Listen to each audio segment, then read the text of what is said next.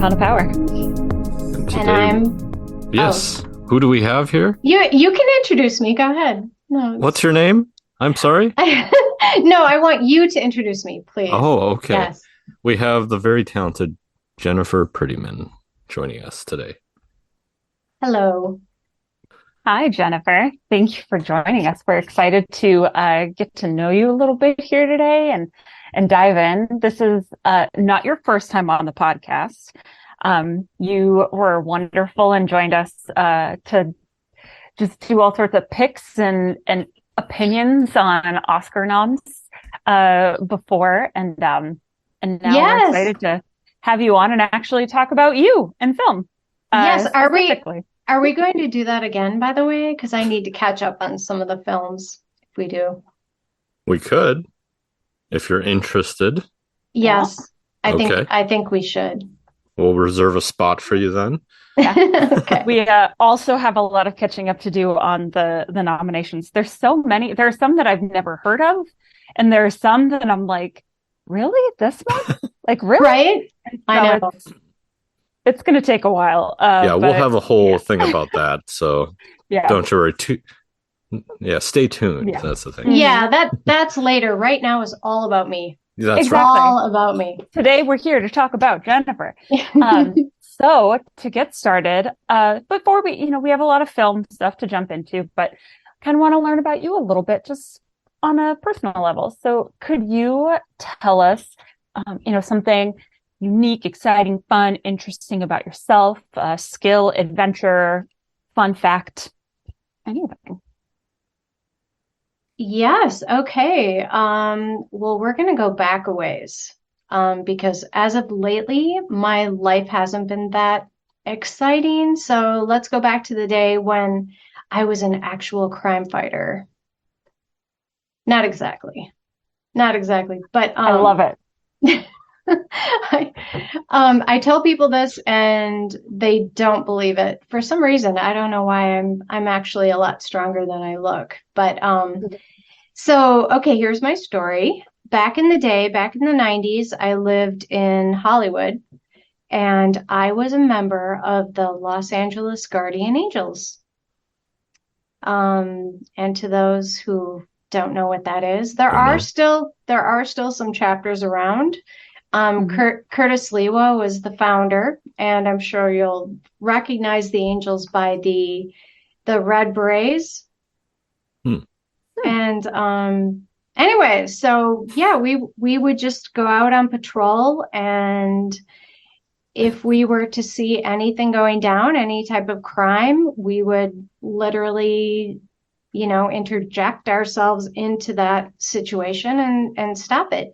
Wow. And we worked with the police, and so they would call us on things that maybe weren't as exciting as things they were dealing with, because and then so this is back in the 90s. There was a lot of gang violence and a lot of crime in Hollywood, and so they would call us for different things locally going on, and we would show up and handle the situation. How did you get into that? So we had a Minneapolis chapter years ago, and I was well aware of the Guardian Angels. And when I moved out to Los Angeles, I saw them there and was like, wow, I always wanted to be a part of this organization. And so I just signed up and I went through all the trainings and became a Guardian Angel. And I did that for a few years. It was really quite fascinating and dangerous as well. But I learned a lot. I mean, oh my gosh, just in self-defense, I could break a wooden board in half. I could flip a man, just like flip him right over. Oh yeah, I did it a couple times. That's amazing. I've done it in my head before. So yeah, I can imagine how cool that is. Oh yeah, that's close. Yeah, close. But so and the way this ties all into my my acting experience is I moved out to Hollywood when I was still a teenager, and I I was looking for acting work. I hadn't even found actually, just a day job so I could pay my rent yet. And I joined up with the Guardian Angels. And then after that, a lot of things just started to happen. So they were like my guardian angel good luck charm. That's super cool. And I never got shot. So it all worked out. That is the silver lining right there. Yeah. So you mentioned that's, kind of how you went out to Hollywood. What made you decide that was like, that's what you wanted to or had to do? Like you wanted to dive into acting. You're still a teenager. I'm going to Hollywood and I'm going to do the thing. I guess my interest in acting started when I was 13. And I started taking acting classes and did, theater in high school and got an agent in Minneapolis and just did some things and then realized, oh, there's just not a huge market here. And so I just packed up my car and drove out there, gave it a shot. And now I'm back here. Look at that. Hey. Wow. How long were you there for? 8 years. Oh, wow. Fun. Can you tell us a little bit about your experience on there? I know a lot of people that start here do think about making that transition, and quite a few have, moved back. Alan, being one of them, joined us back here again. So how was that experience for you? Did you find success, but you just wanted to be home, or what was your experience with the community and the jobs and all of that compared to here? Oh, well, I mean, it's very different. I loved it out there. Actually, I was very happy. I did a lot of auditioning, got some parts in films and some TV bits and commercials and stuff. And it was, that was a different time then too, because there wasn't streaming like there is now. So I often think about that, like, oh, if I was there now, there'd probably be like way more work. I mean, but obviously it was a struggle. It was a struggle every day just to pay your rent and get gigs. And the thing is, you'd get a job and then you'd have to quit your day job to do this work. Like one of my first jobs out there was as Jennifer Jason Leigh's double. So wow. I did stand-in work for her, body doubling, stunt work, and I worked on a feature film of hers. So I had to quit the job I had. And then I lived off of that money for a little while.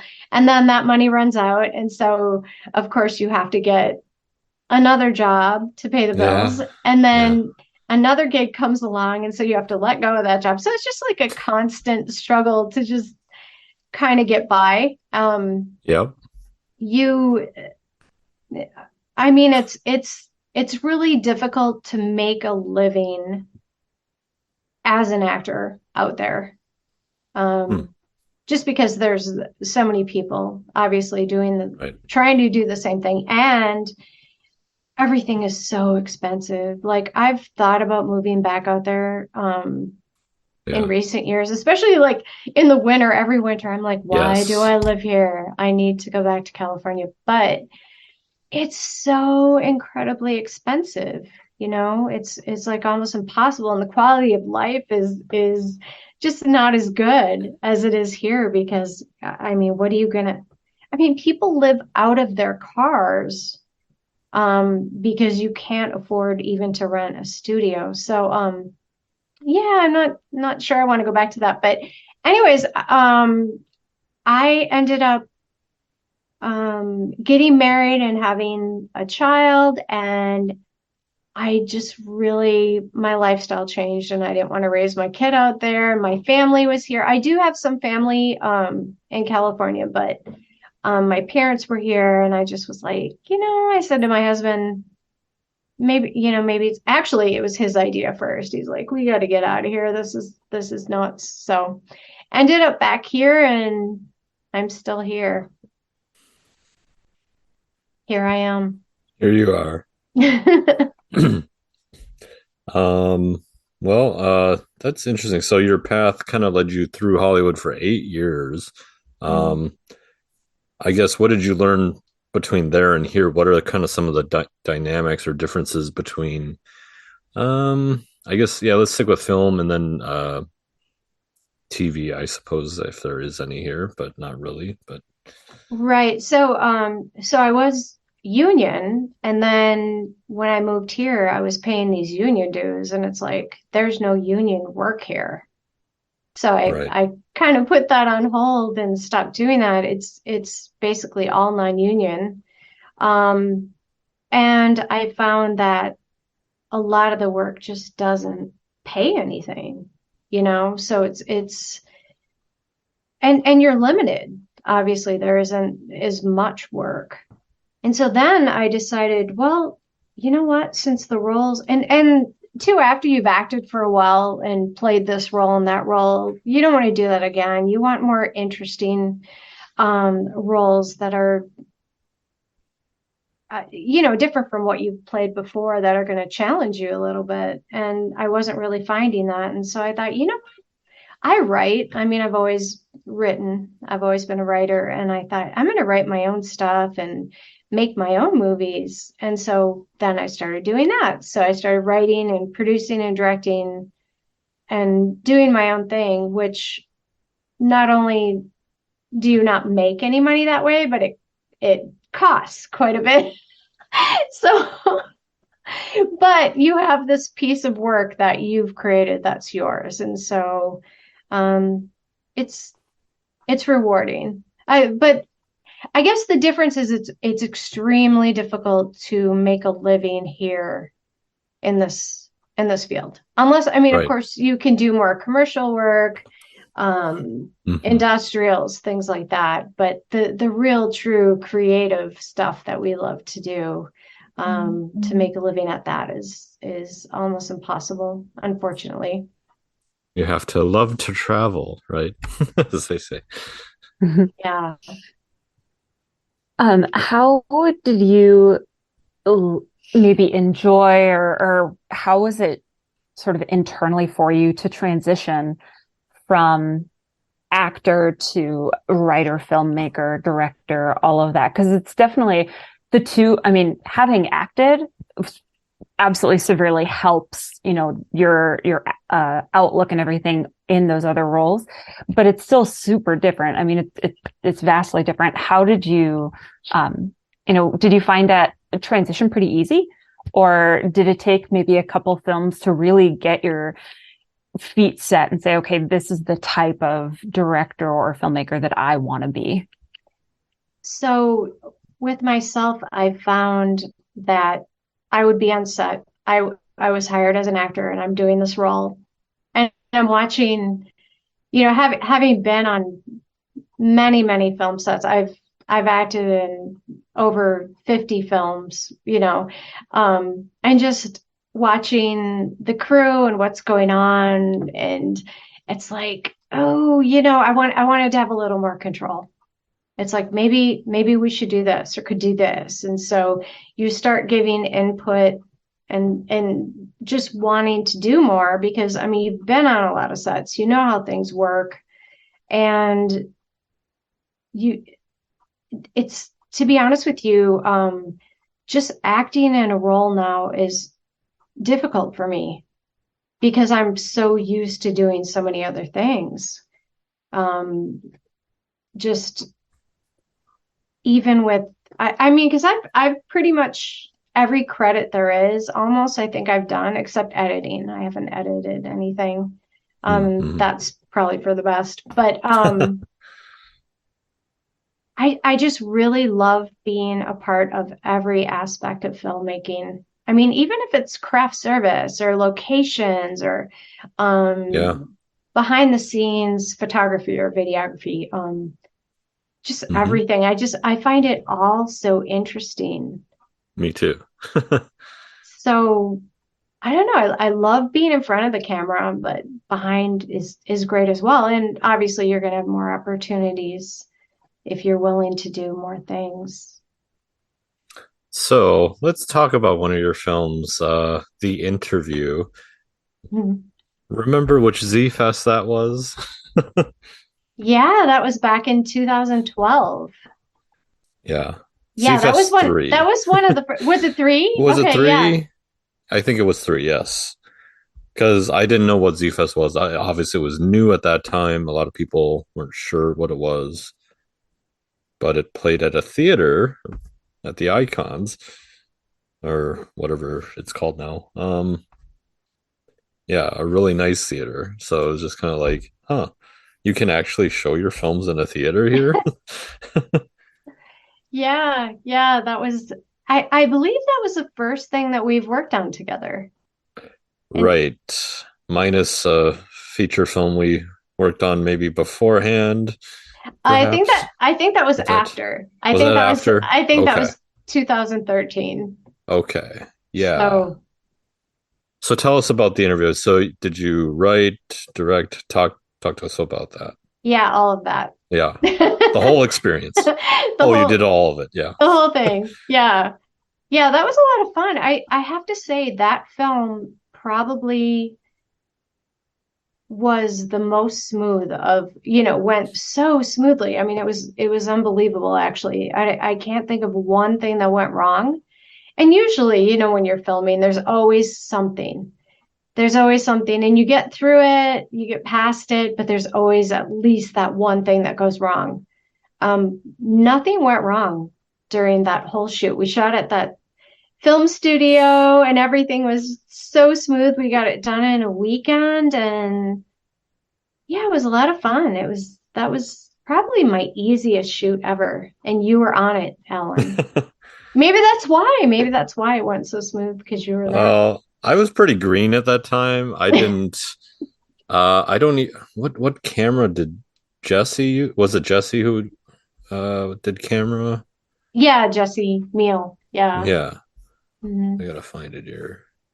But yeah, talk about that experience writing and directing for a Z Fest film or a contest like that. And then like I don't know, what was it like Yeah. then? So that was actually easier. That wasn't my first film competition. I had done a couple other ones and I did a 48 hour. And that if you can do one of those and get it turned in on time and everything, you can do anything pretty much. So after doing that, it was it was easy. Z-Fest is a lot. I mean, you have more time, there it's just a whole different experience. But film competitions, they're fun. I did the 50-50 once.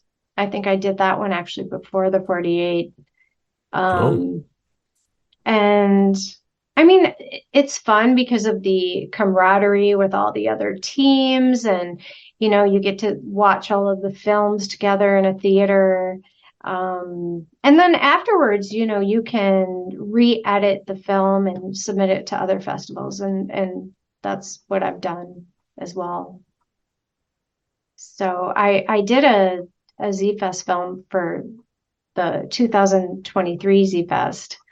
And I'm really looking forward what? to that. Yeah, didn't I tell you about that? What is that? What is that? Uh, What's it called? it's called The Dual Tree, and it's a period piece. Oh, love that. It's a period piece. It takes place in 1700s England, Ooh. and it is based on a short story that it's about this prisoner, and he's being held in a gibbet cage. Do you know what a gibbet cage is? Mm-mm.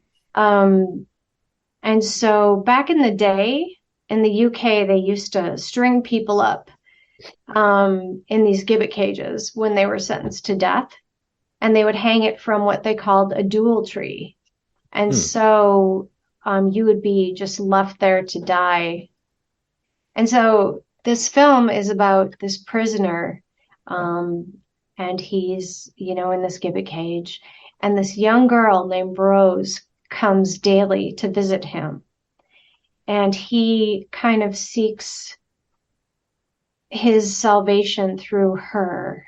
And it's a really good story. We're in post production right now, and There's a rough cut. I'm really, really pleased with it. So I'm excited about that. Oh, That is exciting. That sounds like a really moving piece. It is. It Yeah. really is. cool. Uh, interesting. So, you might have a few more Z-Fest films in there because I was I'm trying to get Dana versus Judy in as a screening, uh, but that's might happen. So we'll see. Oh, nice. That would be Yeah, great. exciting. So, So yeah, so go ahead. even though it wasn't shot for Z Fest, you might be able to just to screen it. Right. It fits the time. Yeah, like it's within the boundaries of the time limit. But yeah, it'll just be a screening. We'll fail all the rest, so we're not really in competition. So it's like Hmm. out of competition. So Okay. yeah, but it's a way for the cast and crew to see it. So yeah, Yeah, yeah, I'm excited to see it. Are you happy with the way it turned out? And I am. Like some people we've discussed offline, it can always be better in some ways, maybe. And I won't always poke at that bear. I've learned to not like be a perfectionist all the time hmm. in order to get a project done and move to the next one. So yeah, but I'm very pleased with it. Rahana had a sneak peek, so Yeah, I really enjoyed it. there you So go. Unbiased opinion. it is. It's an unbiased opinion, and I get really judgmental about movie. I mean, there's like 5 movies that I'm very judgmental about, so I'm actually an easy audience. But when I am judgmental, when I don't like something, I very much don't like it. So I think that Alan's movie is really good. So Jennifer, you had mentioned when you were talking about the interview that was like the smoothest filming experience, filmmaking experience. Um, what is, without maybe necessarily even going into detail, maybe the most difficult experience that you've had?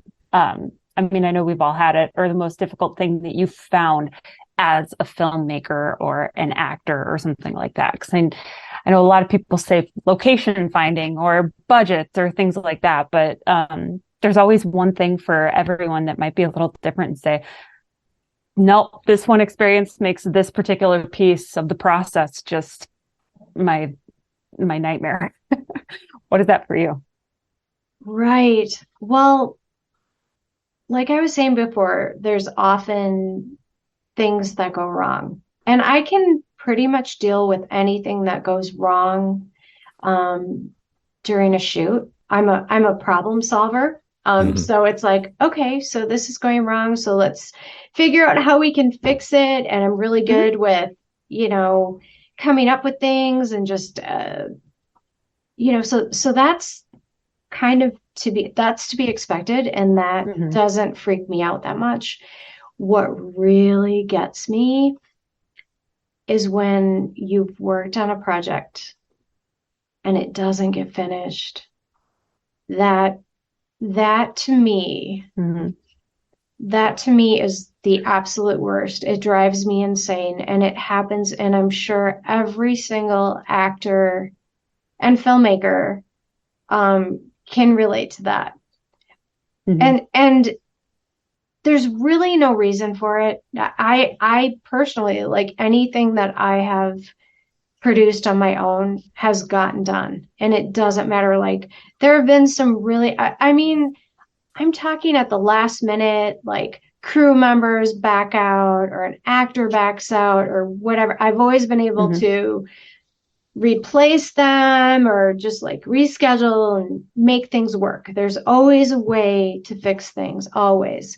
Mm-hmm. But some filmmakers, and when you collaborate with somebody, so say you're one of the producers, but you're, collaborating with another producer, and they have just decided that it isn't ready to be screened and this needs to be changed and we need to reshoot several Mm-hmm. scenes and all of this, and then it's just never done. Alan knows what I'm talking about.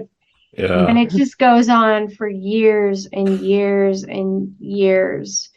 Mhm. Um, and the Mm. reason isn't that it could be finished, it's that the person who's number one in charge is just choosing not to finish it. And it's really frustrating for everybody who's worked on that because a lot of times you're getting paid very little or nothing. You know, it's a Mhm. labor of love. And so all you want to do is see the finished project. Mhm. Yeah. And I think that everyone deserves that. Yeah. And Something to show for it. Yeah. yeah, something to show for all the time and effort and blood, sweat, and tears that you put into it. Yeah. And I've so a lot of actors that I know who've worked on my films that I've produced have said to me, and this is a huge compliment, have said, I always appreciate working on your films because I know they're going to be finished. Mm. And Mhm. as an actress, there are so many things I've worked on that have never gotten finished, that I've never seen. Yep. And it's incredibly frustrating. Even if, like, for instance, okay, you can't finish the film for whatever reason, if you just absolutely can't, send the actors their footage so they can use it for their reel. Send them their scenes, Yes. edit their scenes. That isn't that hard. You can at least do that. And Mhm. there's so many filmmakers that won't even do that. And that's why, too, I feel like as an actress, I understand actors so well, even if I'm just producing something, Right. Mhm. because I know what that's like. Yeah. And I think that's probably an actor's biggest complaint. Yes. There are countless films that I experience that with as well. So I relate and agree and all of the things. And I love that as you've transitioned into writer, director, producer, all of the above, that you've really kept that in mind and taken that to heart. And um, for all of your cast and everything, like that's huge. That's amazing. Yeah. Thank you. And shout out to any actors who needs footage from me. Let Jennifer be your catalyst to do so. There it is. I will Yeah, get it. Alan. I will get it from Alan for Yeah. you. That's my job. But that's a good point that actors should have a good rapport, hopefully with their directors or producers, whoever who has final cut editors. I don't know, because that's the other thing. Like if you're working with like an editor, maybe the editor has it, maybe the producer. It could be any number of people who have your footage, but you should reach out to at least the director to you know get your footage. Like hopefully. Yes. And I will say, if you don't, just nag, just call, email, text, message, because that is your right to have that. Especially if you didn't make any money. Don't be afraid. Actors out there, Yeah, I just know. be a pain in the ass. And it may work too because they're so tired of Mhm. hearing from you that they'll just be like, "Oh my God, just give her the freaking footage." Mhm. Yeah. I do love when that's like listed as the compensation. It's like footage, and then they don't get it to you, and you're like, wait a second, Right. what? Yeah, what is it? It's Yeah, like CCM or something, right? Like credit, uh, yeah. Copy credit copy meals. credit There meal. you go. Yes. Yeah, copy credit meals. Yep. Oh, and And then you're like, wait a second. let's talk about the meals. Have you ever been on a set where like you got some chips and that was Like it? a granola bar and then water, Yeah. and they're like, all right, go. Here's some Tap fruit water. snacks. Yeah. Got that for you. Buy yourself Hold on. something nice. Yeah, that's another pet peeve. It's like, okay, especially if you're not paying people or not paying them well, you need to feed people. People need to eat. People are happy when they eat. How do we when they do on make it. Dana versus Judy? What did you think of the meals? Was that The okay? meals were fabulous. You had meals and you had plenty of snacks and drinks, and yes, Yes. it was a win-win. Awesome. I did. Okay, maybe I asked that for a reason. But anyways, go ahead.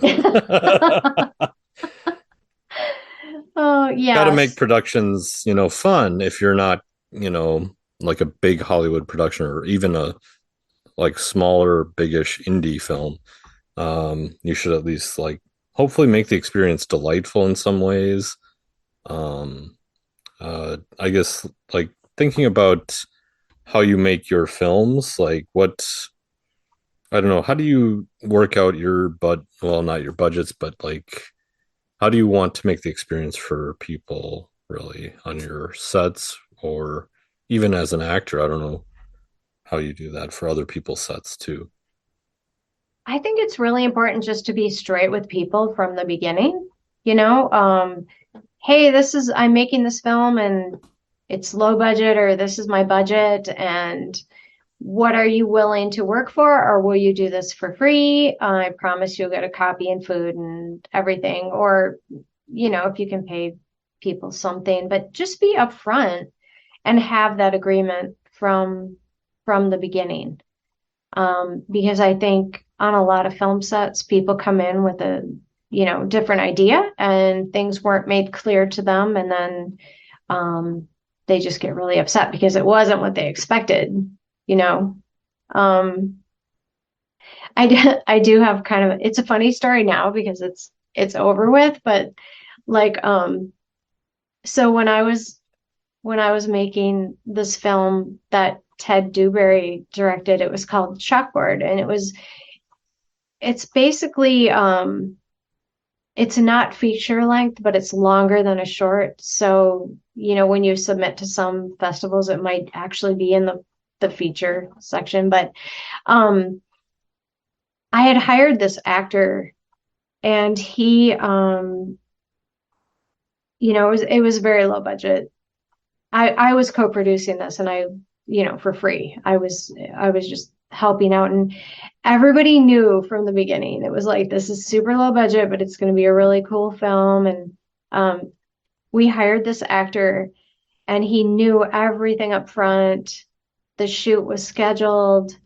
He called me the day before and was like, I've come into a situation where I really need money, and I'm not going to be able to do this unless you pay me. And he gave me like an amount, and I won't even say, but he gave me an amount, and I'm like, are you kidding me? You're telling me this the day before the shoot?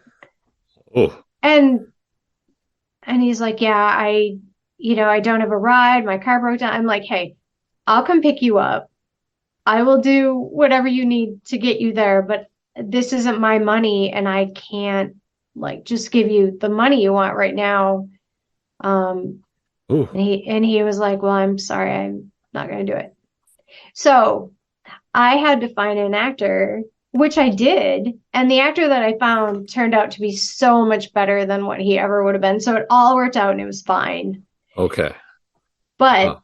that same film, I had an issue with the sound guy too. So like the sound guy actually was getting paid, but he got another gig where he was going to get paid more. Yep, And I know and that. and he was like, "Hey, I have this opportunity." I'm like, I, oh my God, this was like the night before. I'm like, are you kidding me? Because how am I supposed to find somebody that quick? Yep, Um, and he's like, well, I'm sorry, but I need to eat too. So, and that was the end of that. So I yep. did end up finding somebody, but at the last minute had to, spend more than what I had paid him because it was like very last minute. But I did get somebody to do it. They did a great job. And then the original sound person was like, yeah, so what did you pay? What did you pay that person? Why did you pay them more than what you were paying me before? And I'm like, because you put me in a situation where I had to. I didn't have a choice, or we would have had to cancel the whole shoot. And he was really mad at me because I paid that person more when he like totally bailed on the Yeah. production. I mean, is that crazy or what? That's Right. so backwards. That was like, but yeah, I mean, stuff like that happens all the time. I mean, you just have to be ready for it, and you just have to go, hey, you know what? We'll make it work, and just problem solve Yeah. and figure it out. But yeah, there have been a lot of situations like that where just crazy stuff happened at the last minute. I'm sorry. I'm looking at chalkboard here on IMDb. I'm just trying to Oh, figure out who the actor was. well, he's not on there because he never. No, I know that, but who Oh, replaced the him? one that replaced him. Oh, it was Jon Snow. Jon Snow. Wait, what? Jon Snow. Yeah. Like, Is that his real name yeah, or I was his? gonna say is Game of Thrones Jon Snow. What? No, Snell. Oh, Snell. Snell. No. Yeah. I was like, if Kit Harington was in your movie, What a sport. okay. I mean, It yeah. would have we been need to. it would have been a much bigger budget. Yeah. I was like, Um, we need to call him and get him on the cast right now to join us. Yeah. Who else Hold are you on. connected to here, huh? Hold on. Oh, Oh my God. that's funny. So, I did a movie called Summer School, a feature, and Lance Hendrickson is in it. And everybody, when they see that, just quickly, it's spelled differently, but they're like, "You had Lance Henriksen in your movie?" It's like, no, not that one, but yeah. Someone else. Yeah. Wrong again. However, I did work in a film with John Travolta's brother one time, Joey Travolta. Ooh, and Wings Hauser. Wings Hauser and Joey Travolta were the stars. That was my first acting role in a feature film. It was called Wilding, and I was Oh. just a kid. So those are the big I'm gonna look stars. that up here. Yeah. So that's a fun experience. So you've got a plethora of movies under your belt as from every role that you've taken on. Is there a role that you think outside of editing, as you mentioned, but that maybe you haven't really dove into or something like that you think, you know what, in the next 5 years, I want to give it a shot. I want to find that opportunity or make that opportunity to try to add something to my list here. Yeah, that's a really good question because at this stage I look at roles and I don't want to play the same things I've played, and as I'm getting older too, it's like you want different types of roles. Um I Gosh, let me think of something I haven't played.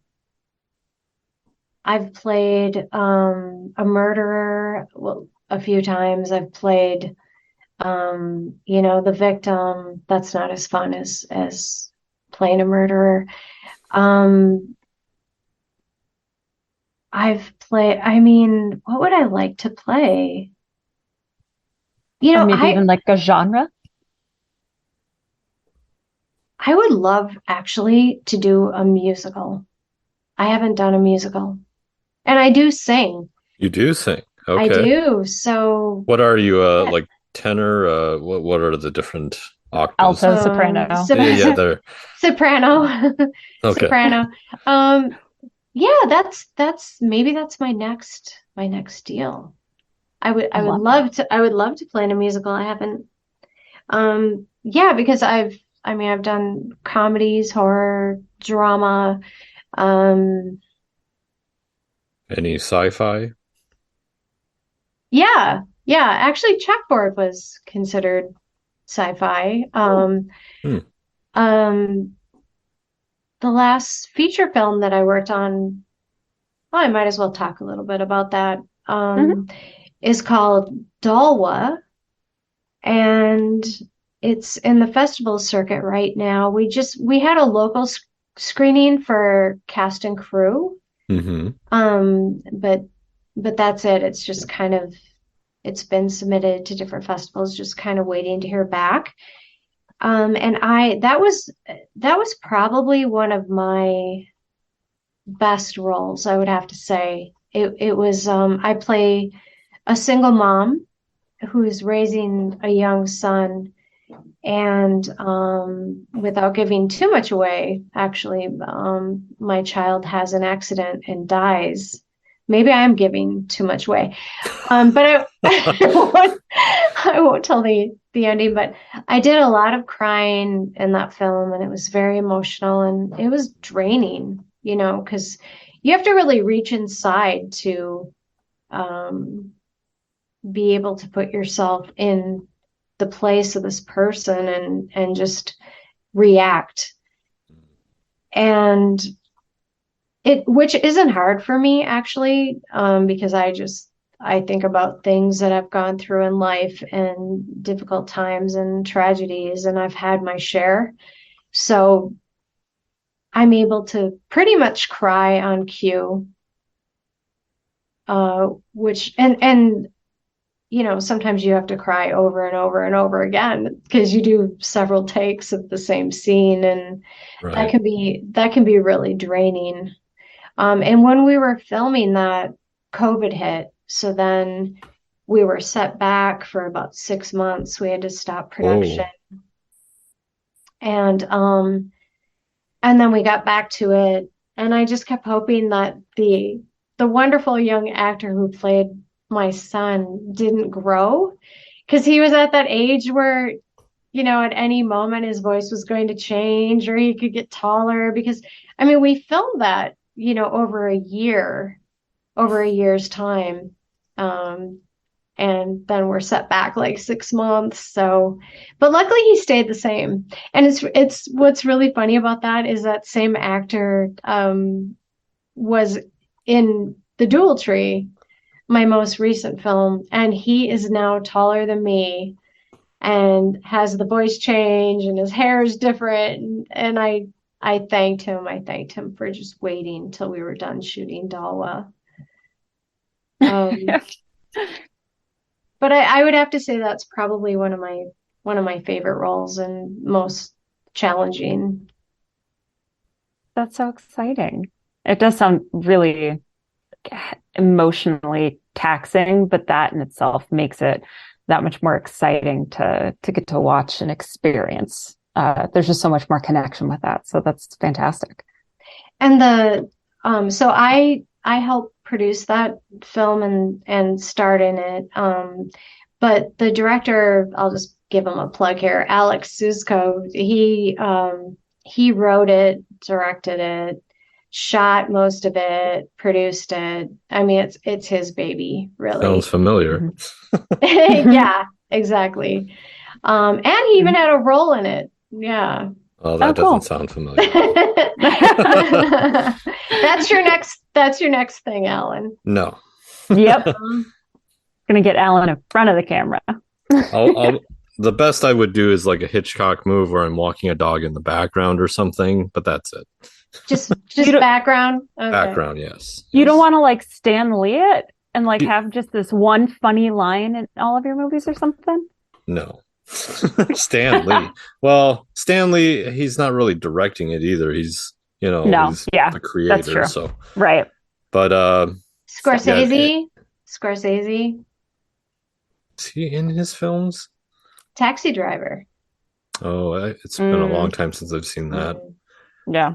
I know that it's just so much work though, because you're like, unless I have dedicated like camera and other things, usually I am kind of like that too, where I have to micro budget it down, so I have like 5 different things I have to do. So yes, that saves money, and a little bit of time, but it's solely dependent on you doing your job well in 5 different ways. So it's like, no, I don't want to add another one. Yeah, no, and it is extremely difficult. So the first film that I produced, directed, wrote, and starred in was Masquerade.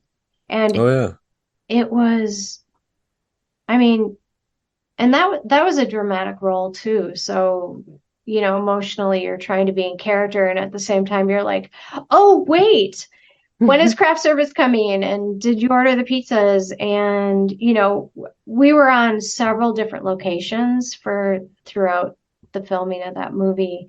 And there's just, when you're on location at a bar, we were at several bars, different bars, and there's just so much that you have to, take care of. And so I was worrying about so many different things. It was a lot. So when you star in a film that you're doing everything else, and it's honestly too much, you really shouldn't do it. But Yeah. Alan, you could just have a line or two. I think you could.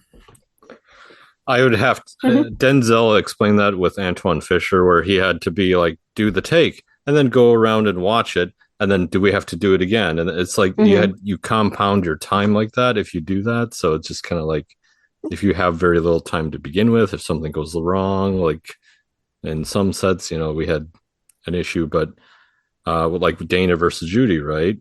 We had to, like, there was a pause moment because we had to wait for a technical difficulty. Yeah. But and that kind of ruined the flow of the day and things like that. But it's okay. We just sat around and ate.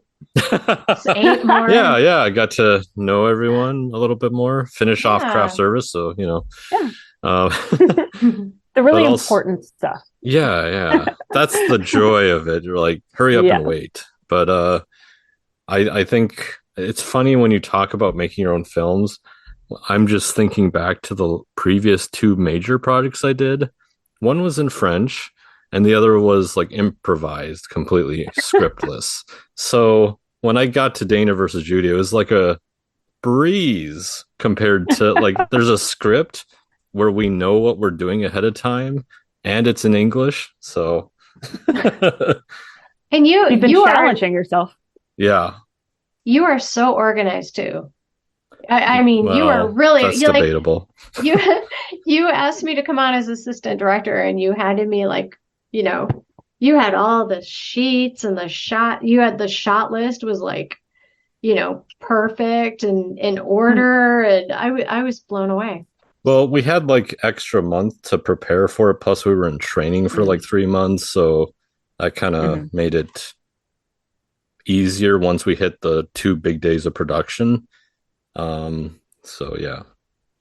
Yeah, it took a lot of prep. Fix it and prep. There you go. Yeah. Okay, so talk to us. Yeah, go ahead, Rahana. Nope. What? Nope, you go. No? Okay. No burning questions there? Okay. Well, yeah, so you have Z-Fest coming up. You have the feature film on the circuit there. I guess, like, what's next for you? What's the next big thing besides the musical? Yeah, are you gonna write that for me?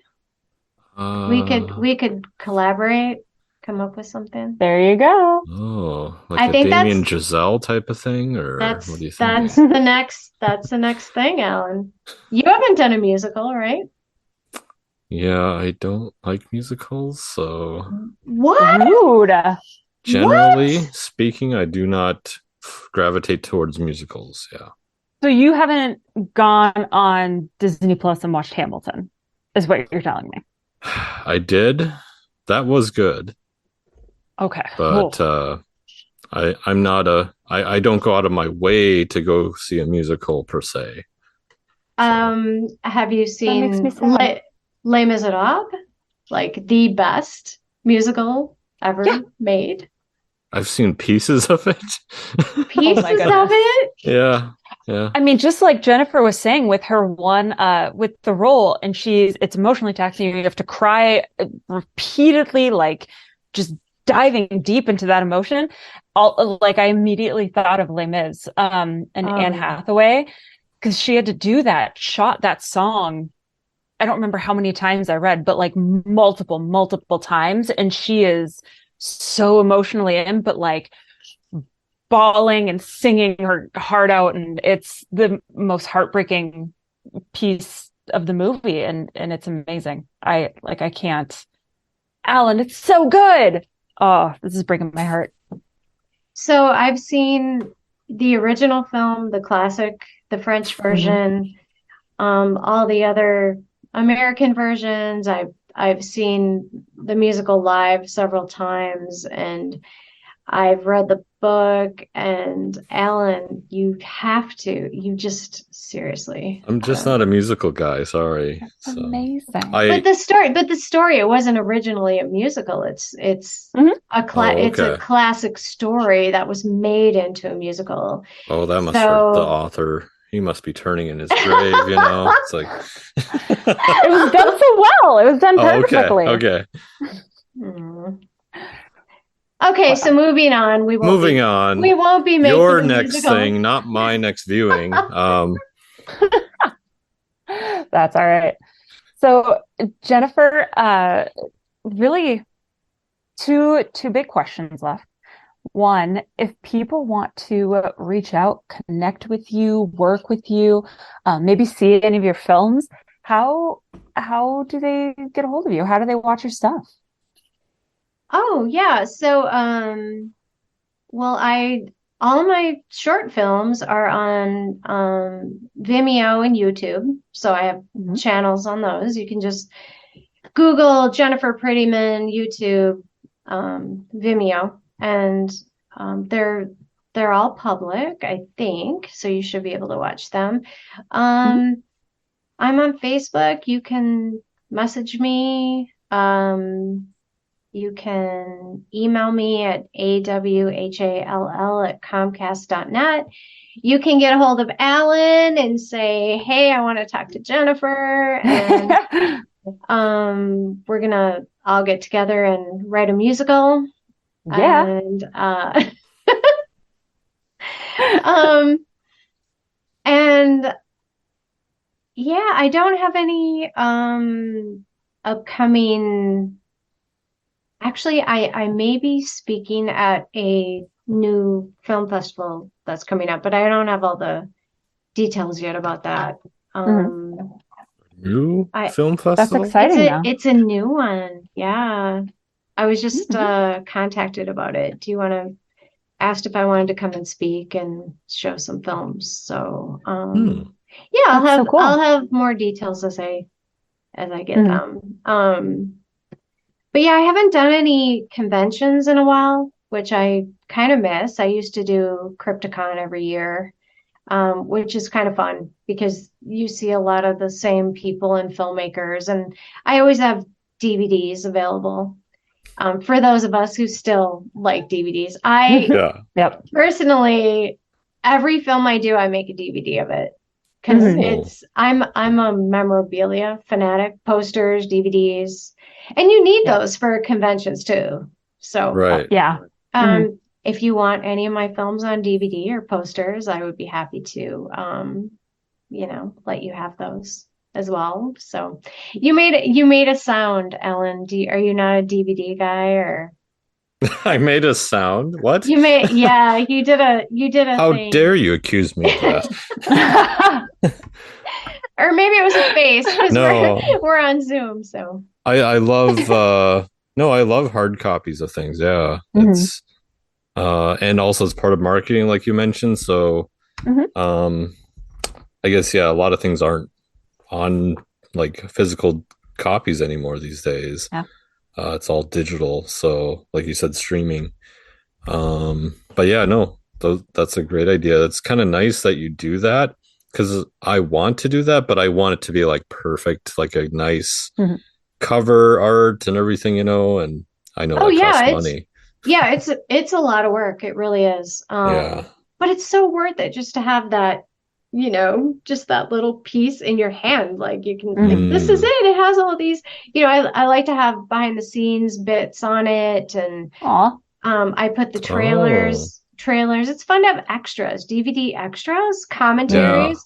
Like for Oh, Dalwa, we did a fun commentary, really? Oh, Oh That's cool. yeah. fun. I Yeah, love that. Yeah. it's great to have extras and the actors and crew, they like to have a DVD copy, even if they don't have a Yeah. DVD player anymore. It's like, It's so Mhm. hey, true. So many Yeah. people ask, like, do you have a Blu-ray player? No. Yeah, and I really I don't get that. I don't get that because I still have a VHS player. I have Mhm. I have classic films that you cannot get on DVD and Betamax.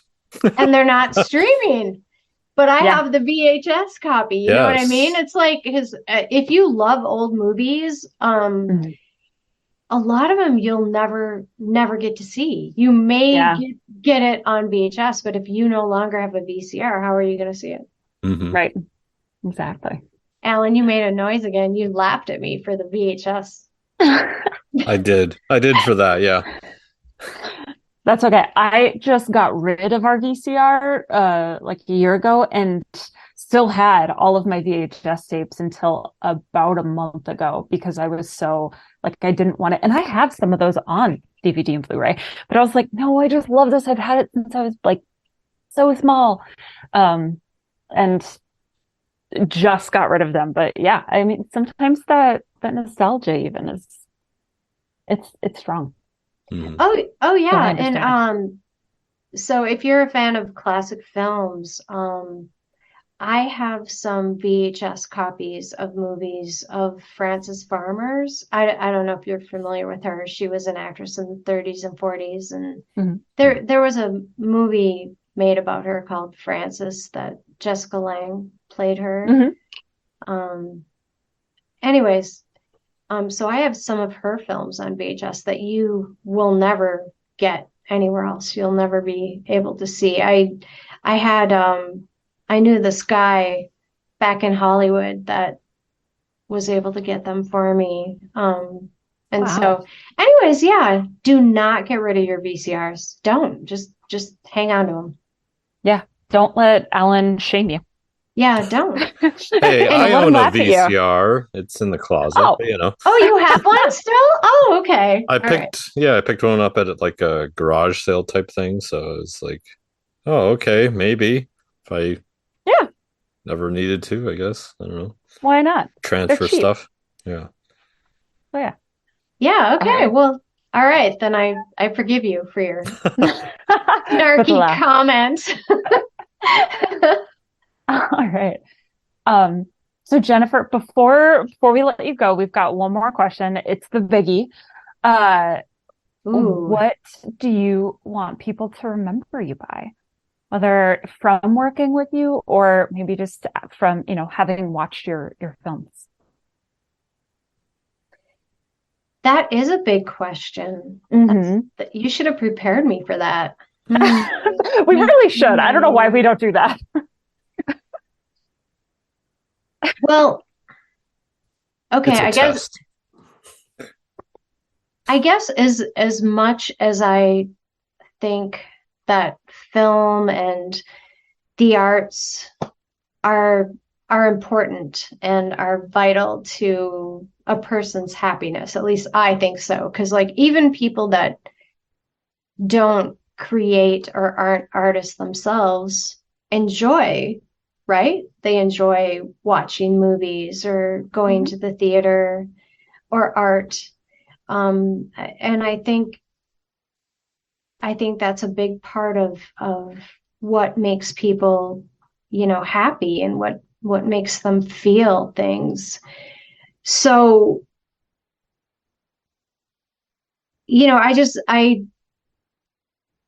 I guess I would like people to watch my films and just feel something.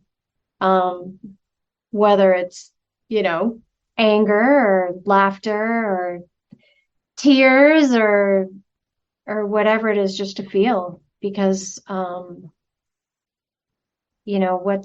what's more important than that, Mhm.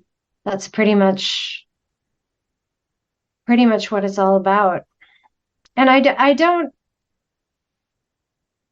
I mean I realize that the stuff that I've done isn't going to be seen by a whole lot of people, but if I can just touch and affect just a small amount of people, um I don't know. I think it's kind of a big deal. If they could hold that DVD in their hand and say, whoo, or that VHS tape.